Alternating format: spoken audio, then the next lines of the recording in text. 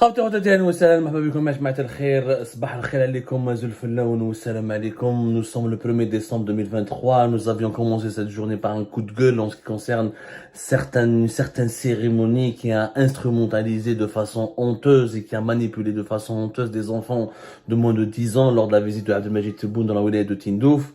Justement, Tindouf, on va parler de cette région de l'Algérie, l'une des plus grandes wilayas du pays, l'une des régions les plus méconnues et l'une des régions les plus sous-exploitées, les plus mal gérées et qui dispose d'énormes potentialités sur tous les plans énergétiques, économiques et agricoles. Rien qu'avec la région de Tindouf, l'Algérie aurait pu être l'un des pays, l'un des tigres économiques. Nous avons un territoire plus vaste que n'importe quel autre pays africain. Nous sommes le plus grand pays dans le monde arabe et le plus grand pays géographiquement sur le continent africain.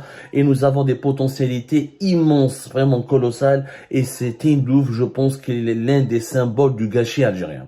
علاش ابداو d'abord la superficie. Comme très peu de gens savent que Tindouf elle a une superficie de 158 874 km². 158 000. Tindouf elle est plus grande que plusieurs pays européens. Tindouf par exemple elle est plus grande que le Portugal qui a une superficie de 92 000 km². Tindouf elle est plus grande que la Belgique qui a une superficie d'une trentaine de mètres, d'une 30 000 et quelques kilomètres carrés. Tindouf, elle est plus grande que la Suisse, qui a une superficie de 41 000 kilomètres carrés. Tindouf, elle est plus grande aussi que l'Autriche, qui a une superficie de 83 000 kilomètres carrés. Tindouf, elle est plus grande que beaucoup, pour ne pas dire la majorité des pays européens. C'est une grande wilaya. Et nous avons un vaste territoire. Sauf que ce vaste territoire, il est sous-peuplé. Il est totalement sous-peuplé. Tindouf, elle est située à 2200 km de Tamanrasset, 1800 km de la capitale Alger, 1100 km d'Adrar, 850 km au sud de Béchar, 50 km à la frontière avec le Maroc, et 75 km de la frontière de la Mauritanie. D'ailleurs, c'est l'une des rares wilayas où, pratiquement en Algérie, elle est frontalière de deux pays, le Maroc et la Mauritanie. Donc, elle a une position géographique importante, Maroc, Mauritanie, et on se rapproche beaucoup de l'Afrique de l'Ouest et du Sahel. Alors, la population de Tindouf, imaginez, elle est uniquement de 110 000 habitants. 110 000 habitants. 110 000, ni plus ni moins. C'est très très peu par rapport, quand on voit que nous sommes 46 millions d'habitants et que 80% de la population algérienne est concentrée sur la bande du littoral, la capitale Alger qui déborde plus de 8 millions d'habitants, quand on compte la capitale Alger et les wilayas environnantes, Boumerdès, Tipaza, Blida, etc. Nous sommes à plus de 12 millions d'habitants, alors que nous avons des régions entières dans le sud du pays qui sont sous-peuplées. Mais il y a malheureusement de grandes potentialités, on aurait pu peupler ces régions, l'Algérie devrait faire comme les États-Unis d'Amérique à un moment donné, après les indépendances, lors du 19e siècle, après l'indépendance des États-Unis d'Amérique, notamment encore du 19e siècle, la conquête du Far West. L'Algérie, elle a son Far West. Tindouf fait partie du Far West algérien, à savoir des espaces étendus, des grands territoires, où il y a beaucoup à faire, où il y a pratiquement pas de population. Tindouf existe depuis le découpage administratif de 1984. Est-ce que vous savez que Tindouf a une particularité? C'est la seule wilaya en Algérie qui fait deux communes. ما كاين زوج بلديات في تندوف. هذا واش كاين؟ عندك la commune de Tindouf. Rien que la commune de Tindouf, la superficie تاعها 70 000 km². C'est rien que la commune بلديه واحده في الجزائر المساحه تاعها كبيره على اكبر على بزاف من الدول الاوروبيه. La Belgique, la Suisse, ou 70 000 km². La deuxième commune, c'est Oum El Assel. La superficie taha, c'est de 88 000 km². 70 000 km² pour la commune de Tindouf, 88 865 km² pour la commune de Oum El Assel. Hadi la wilaya de Tindouf, c'est deux communes, pas plus. Et une seule daïra. C'est une particularité, c'est la seule pratiquement wilaya en Algérie qui a cette particularité. C'est 110 000 habitants. Pas plus. 110 000 habitants. 103 000 habitants habitent Tindouf, la ville de Tindouf. Ou la deuxième commune, Oum El Assel, on a 130 000 habitants qui habitent au Ménacel. Il y a beaucoup, dans ces statistiques démographiques, on compte pas beaucoup les militaires, mais il y a énormément de militaires qui sont stationnés à Tindouf. On n'a pas le nombre exact, ça reste des chiffres hyper secrets, et ultra confidentiels, mais on peut estimer au minimum plus de 80 000 soldats algériens qui sont stationnés à Tindouf, parce qu'il y a la frontière marocaine, il y a le problème du Sahara occidental. Certaines sources parlent même de 100 000 militaires qui vivraient dans la région de Tindouf, et notamment près de la frontière avec le Sahara occidental et la frontière marocaine et la frontière de la Mauritanie. C'est l'une des régions sur le plan sécuritaire et sur le plan militaire en raison du conflit algéro-marocain qui date depuis depuis l'indépendance de l'Algérie, qui a pris une dimension plus alarmante depuis les années 70 avec 75, 76 avec le début de la lutte armée du Front Polisario pour l'indépendance du Sahara occidental. Et l'Algérie, l'un des rares pays à travers le monde qui continue de militer en faveur d'une indépendance de ce territoire qui est occupé à 80% par le Maroc, revendiqué par le Maroc et que le Maroc considère comme une partie intégrante de son territoire. Donc c'est l'une des régions, l'un des foyers d'insécurité, c'est l'une des régions les plus sensibles sur le plan militaire et sécuritaire pour l'Algérie. Donc c'est pour ça qu'on estime qu'il y a entre 80 000 à 100 000 soldats algériens, militaires algériens qui sont déployés dans cette région. Donc, ils ne sont pas comptabilisés dans les statistiques officielles. Mais ça reste, même que les civils et les militaires, ça ne dépasse pas 200 000 et quelques. Donc c'est pour une région plus vaste que plusieurs pays, plus vaste que l'Autriche, que la Belgique, que le Portugal, ou là que la Hollande, ou là que d'autres pays, que plusieurs pays européens, ça reste tout simplement un territoire sous-peuplé. C'est un territoire vraiment sous-peuplé. Le drame, c'est que dans ce territoire qui est sous-peuplé, nous avons des potentialités énormes. Alors, nous avons d'abord des ressources hydrauliques importantes comment on appelle ça, fait Tindouf. Il y a énormément de ressources hydrauliques, il y a des nappes phréatiques, il y a de l'eau, il y a des nappes phréatiques importantes dans les sous-sols de Tindouf. Mais il n'y a pas plus que ça. D'ailleurs, cette eau, on aurait pu l'utiliser pour développer de l'agriculture saharienne. À Tindouf, par exemple, il y a 6 millions d'hectares de surface agricole totale. La surface agricole qu'on peut exploiter à Tindouf, elle est de 6 millions d'hectares. On peut utiliser 6 millions d'hectares à Tindouf. Dans un pays où la production agricole est en chute libre, où la sécurité alimentaire n'est pas garantie, où nous sommes dépendants des importations de l'extérieur, de l'étranger pour se nourrir, 6 millions d'hectares, on a de quand même quoi faire. On peut pas faire toutes les cultures à Tindouf, mais il y a des possibilités, il y a des recherches scientifiques, il y a des agronomes, il y a des scientifiques qui on peut faire de la recherche scientifique pour adapter certains types de cultures à la région et on peut faire de l'arboriculture ou de l'agriculture maraîchère. En tout cas, il est possible de faire de l'agriculture. Beaucoup de pays l'ont fait, l'Australie, même dans d'autres régions du pays, Ouest Souf, c'est une wilaya du désert, on développe une très bonne agriculture. Israël fait de l'agriculture dans le Sahara, désert de Negev. Il y a plusieurs pays aux États-Unis, il y a pas mal de pays à travers le monde qui ont essayé. Il y a une agriculture saharienne, ça existe et ça se développe et c'est un sujet sur lequel on parle très très peu en Algérie. On en a déjà parlé à l'époque de Bouteflika, mais il y avait de grandes ambitions, mais elles ont été revues à la baisse. Maintenant, imaginez, sur les 6 millions d'hectares dont dispose Tindouf, il n'y a que 862 hectares qui sont utilisés.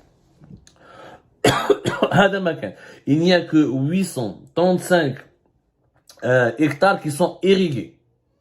C'est du n'importe quoi. Il y a par exemple 672 hectares d'arganier. L'argan c'est très connu. Le Maroc, malheureusement, a volé la vedette à l'Algérie dans ce domaine-là. L'huile d'argan qui est une huile très luxueuse, très douce, qui est très recherchée pour ses valeurs thérapeutiques, pour ses valeurs esthétiques, etc. En Algérie, on aurait pu la développer notamment dans la région de Tindouf. Donc il y a des pourcentages. S'il y avait un investissement sérieux, si malheureusement à Tindouf, on ne parle de Tindouf que pour parler du Front Polisario, des réfugiés, 300 000 et quelques réfugiés de Sahraouis qui vivent à Tindouf, et pour parler du problème algéro-marocain. Mais il y a d'autres choses à Tindouf. Si on pouvait développer de l'agriculture, si on pouvait faire de la recherche scientifique pour pour essayer de récupérer une partie de ces 6 millions d'hectares et de développer l'agriculture, on serait déjà gagnant. Si on peut développer d'autres types de cultures, on pourrait faire de l'élevage. Par exemple, à Tindouf, il n'y a que 715 exploitations agricoles. 715. Pour un pays plus grand que la Belgique, que la Hollande, etc. Et c'est du désert, vous allez me dire, c'est compliqué de faire l'agriculture dans le désert, mais c'est possible. C'est possible. Il y a aussi des possibilités de faire de l'élevage. Il y a 186 000, presque 187 000 têtes de cheptel. C'est essentiellement des chameaux, avec 68 000. Il y a des ovins, il y a des caprins, il y a des bovins. Les bovins, il n'y en a pas beaucoup, il y a à peine, c'est pas un environnement mais pour les ovins, par exemple, même la viande de chameau, même le lait de chameau. Pourquoi ne pas développer une certaine consommation? Pourquoi ne pas utiliser le savoir-faire local pour essayer de le développer à une échelle industrielle? C'est des potentialités qui sont énormes. À la belle il y a des mines, bon, mais il y a les mines rares du billet, on en a déjà parlé, mais il y a à Tindouf, il y a le granit, il y a de l'argile, il y a du calcaire, il y a pas mal de possibilités, il y a pas mal d'autres mines qu'on pourrait explorer et qu'on pourrait utiliser. Le plus important aussi à Tindouf, c'est qu'il y a du tourisme. Il y a des sites naturels à couper le souffle. On connaît Tamanrasset, on connaît Janet, on connaît Territ Abcha, mais à Tindouf, il y a aussi des beautés. Par exemple, il y a la Hamada de Tounassine, qui sont des formations géologiques très anciennes et qui sont impressionnantes d'avoir fait Tindouf. Avec la Hamada de Douakhel, qui est avec l'ergue, parce que les dunes, des grandes dunes à Tindouf, ce qu'on appelle nous l'ergue, avec des palmeraies, avec par exemple, des espaces d'eau en plein désert. Il y a la Sibra de Tindouf, qui est une curiosité touristique. Beaucoup de gens qui ont fait ça, qui ont fait ces sites-là, ils veulent que c'est très très beau, et c'est des zones qui sont totalement méconnues. Pourquoi? Parce que c'est militarisé, c'est un théâtre de confrontation, ça fait partie du conflit algéro-marocain. On n'a jamais voulu développer cette région. Alors qu'il y a des potentialités énormes. Il y a des déserts, il y a des dunes, il y a des sites naturels, il y a des palmeraies, il y a il y a de la faune, il y a de la flore. C'est franchement très beau à voir. Wallah, il très beau. Il y a par exemple, comme à Janet, à Tindouf, il y a des sites préhistoriques avec des gravures rupestres. Il y a un patrimoine historique, il y a des qsor. Il y a le Qsar Kasabet, un Qsar معروف ثم في تندوف يعيطوا له قصر كاسابات. كاين des mausolées, c'est الموزة تاع سيدي محمد المختار. Il y a le Qsar Dardimani. Qu'il y ait des possibilités de développer un véritable tourisme, un tourisme saharien, et de faire de Tindouf aussi une région aussi attirante, aussi connue, si on faisait du bon marketing, de la promotion, si on fait un investissement hôtelier là-bas touristique, on peut faire de Tindouf une région qui peut attirer des visiteurs comme Janet, comme Tamanrasset, et le tourisme Ejmaa peut ramener des dizaines, voire des centaines de millions de dollars, s'il est bien travaillé. Il y a de l'artisanat qui se développe. C'est un petit bijou. C'est un véritable petit bijou. Et elle est à l'image. Il y a déjà un aéroport local qui n'est pas un peu développé. Il est situé à 7 km de la ville de Tindouf. Il y a des routes. Le gouvernement algérien, la vérité, on a beaucoup investi sur les routes. Il y a 1100 km de routes nationales. Il y a 151 km de chemin de wilaya. Quand même, il y a 483 km de chemins communaux. Voilà. Ces routes, bon, on ne connaît pas leur état, est-ce qu'elles sont bien entretenues? Il y a certaines routes qui sont bien entretenues, mais on peut faire de l'investissement là-dessus pour améliorer l'état des routes. En tout cas, c'est une wilaya. Vous imaginez, il n'y a que 1900 entreprises dans cette wilaya. 1900 entreprises uniquement. Et c'est des petites entreprises, c'est la majorité, quelques entreprises étatiques ou là. Dans un pays, dans une région plus vaste que plusieurs pays européens, il n'y a que 1900 entreprises, en tout cas enregistrées et déclarées. Nous avons, par exemple, pour les cultures maraîchères, il n'y a que 167 hectares qui sont exploités. L'arboriculture, 162 hectares. C'est pas normal. Dans une région où il y a une possibilité d'exploiter de récupérer 6 millions d'hectares pour l'agriculture. C'est un gâchis. Les énergies renouvelables, l'agriculture, le soleil qu'il y a, le vent qu'il y a là-bas, on peut faire des énergies, on peut faire développer, on peut produire l'énergie éolienne et on peut produire l'énergie solaire. Rien qu'avec les énergies renouvelables et les vastes territoires que nous avons, on peut gagner des milliards des milliards. N'oublions pas que 99% de notre électricité elle est produite à partir du gaz. Si on peut économiser ce gaz, au lieu de gaspiller dans notre consommation locale pour l'exporter à l'étranger, et il va nous ramener encore plus de devises. Si on peut par exemple produire au moins 10% de notre électricité à partir de les énergies renouvelables, comme le solaire ou l'éolien, avec toutes les potentialités que nous avons dans les régions qui m'avaient Tindouf Wahada peut fournir juste de 5 à 10% des énergies renouvelables, de toute la production d'électricité dont nous avons besoin en Algérie avec les énergies renouvelables. Avec l'ensoleillement dans la région, avec le solaire, avec la capacité de développer l'éolien fait Tindouf, on peut produire 10% de notre électricité à partir des énergies renouvelables.